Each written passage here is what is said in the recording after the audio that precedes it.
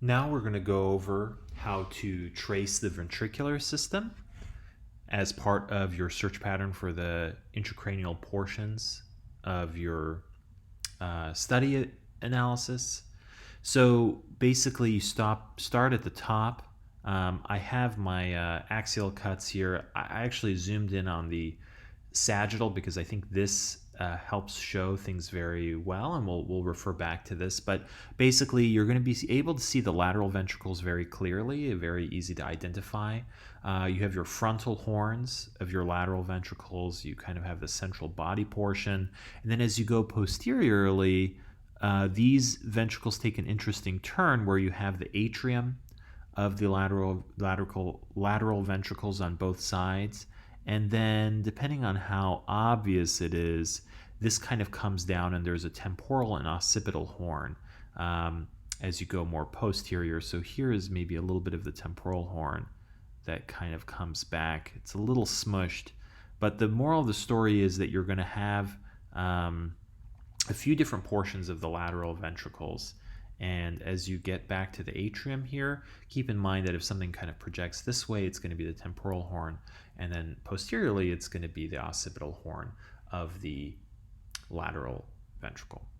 And as you come back, you want to keep an eye out for where these lateral ventricles are going to connect to the third ventricle. So here we have the foramen of Monroe on either side, which is going to connect to the third ventricle. We see it right here. So this is our lateral ventricle. Here's the foramen of Monroe, and it leads into our third ventricle here.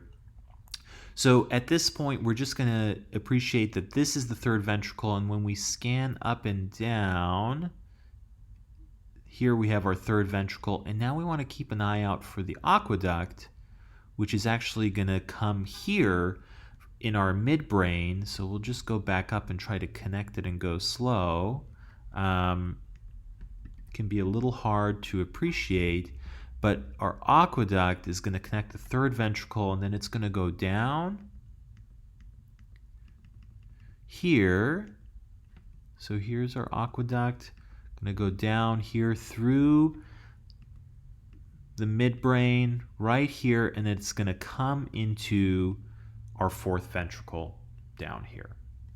And at this point, the fourth ventricle is also going to go lower, and then it's going to go into the spinal canal, and it's going to bring our CSF down here to bathe the spinal cord. So that is just how we can kind of look through and connect. I think things get a little tricky when you get to the third ventricle here, and then you kind of come down.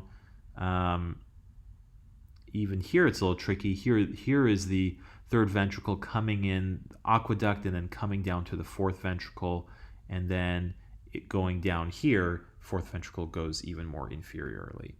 So that's just an example of how you can kind of trace that. It's really helpful to use multiple orientations, but you can start with the lateral ventricles, appreciate all the different anatomy of the lateral ventricles, and then you can go down to the fourth ventricle and below into the spinal cord to trace the path of CSF and make sure there's no issues with regards to hydrocephalus or obstruction of the ventricular system.